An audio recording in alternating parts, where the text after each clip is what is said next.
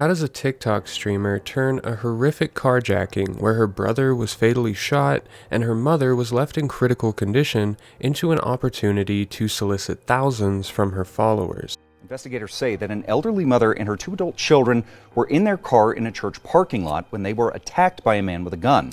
This is the story of Tophiachu, a controversial influencer whose response to a family tragedy has sparked outrage and questions. Now, police say that the man shot the son and the mother while the daughter was able to get away. On March 11th, 2025, at approximately 3:30 a.m., a violent carjacking took place in Albuquerque, New Mexico, at Montgomery Park near San Mateo Boulevard and Comanche Northeast. The victims were Tophiachu's family, who were sleeping in their brightly colored sedan, a vehicle that had served as their home. This incident, as reported by local news outlets, resulted in the death of Tophiachu's brother and critical injuries to her mother. Here's what happened based on those reports. A suspect whose identity has not been fully disclosed as of this time crashed his Subaru inside Montgomery Park. He then approached Tophiachu's car, where she, her brother Donald Slidell Jr., also known as Brother Chu, and her mother, also known as Mama Chu, were sleeping. During a confrontation, the suspect shot both Donald, who was sitting in the front passenger seat, and Mama Chu, who was sitting in the back. Donald was fatally wounded and pronounced dead at the hospital, and Mama Chu was critically injured and remains in serious condition. Tophiachu herself fled the scene and was unharmed. The suspect stole the family's car but didn't get very far. He crashed into a Jeep near Montgomery Boulevard and Marla Northeast, about a mile away. A security guard from nearby apartment complex intervened, fatally shooting the suspect. The Albuquerque Police Department, as reported by KBQE News 13, has classified the initial shooting as a homicide and the security guard's actions as a justified homicide. No charges have been filed against the guard, and the investigation is still ongoing. But this carjacking wasn't just a random act of violence. The family's homelessness made them particularly vulnerable, living in a car parked in a public space. The loss of their vehicle, their only shelter, added another layer of devastation, but it's what Tophiachu did in the aftermath that turned this personal tragedy into a public controversy. In the days following the carjacking, Tophiachu used her TikTok and Instagram platforms to share updates about the incident. She posted about her brother's death and her mother's critical condition, asking for prayers and support. According to Soap Central, she also made a specific request. She asked followers to stop using the nickname Brother Chu for her late brother, as he apparently disliked it. These initial posts appeared to reflect genuine grief, a sister who was mourning her loss and seeking respect for her family. But soon, Tophiachu's content took a different turn. She began hosting TikTok live streams where she discussed the shooting in detail, often emotionally, while prominently featuring donation prompts. Reports from the Nerd Stash and Sportskeeda indicate the reinstated subs-only settings, meaning viewers had to pay to comment or even engage during these streams. Some of her posts included links to payment platforms, with captions suggesting donations would help cover hospital bills or funeral expenses. Among these were also a GoFundMe campaign for explicit funeral expenses.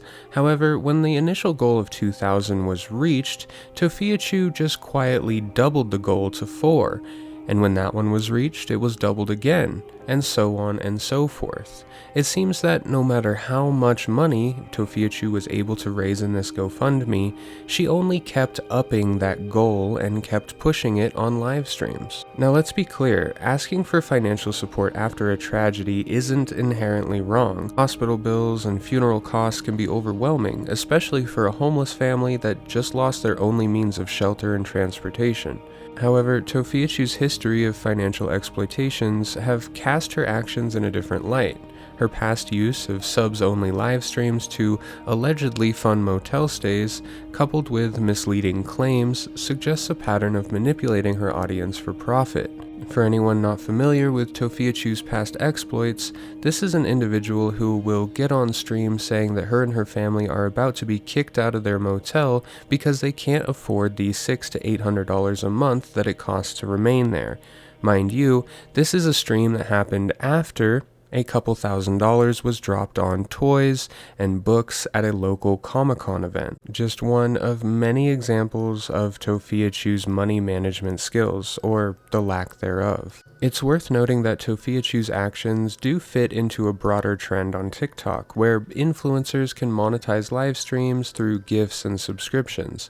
However, her specific choices, restricting comments to paying viewers, blending grief with promotional content, and echoing her past exploitative tactics, suggest an intent to capitalize on the tragedy rather than simply seeking support. As of April 22, 2025, Tophiachu's mother remains in critical condition in the hospital, according to local news. The Albuquerque Police Department continues to investigate the carjacking, but no new changes have been filed. The security guard who killed the suspect faces no legal action, with his actions deemed justified by authorities.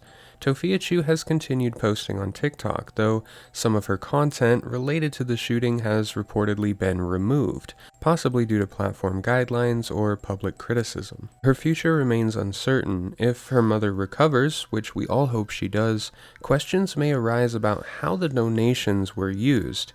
If she persists with live streams, her audience will likely remain divided between those who sympathize and those who see her as opportunistic. The tragedy has undeniably increased Tophiachu's visibility. Outlets like Sportskeeda, Soap Central, and the Nerd Stash have covered this story, bringing her to a wider audience.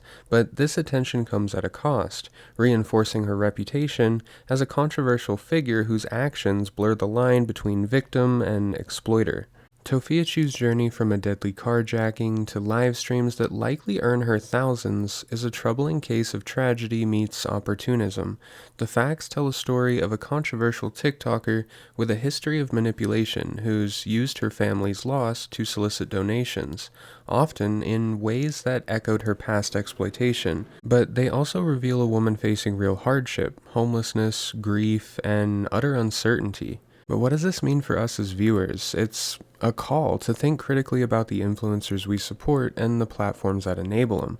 How do we distinguish between genuine need and calculated profiteering? And how can platforms like TikTok better regulate monetization during these sensitive moments?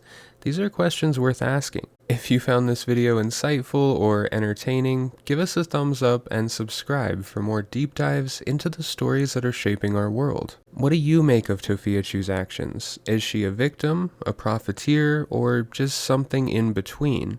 Stay crazy, stay a bad bitch, and get some fucking money. I love ya. I like cash in my head to my ass. Do the dash, can you make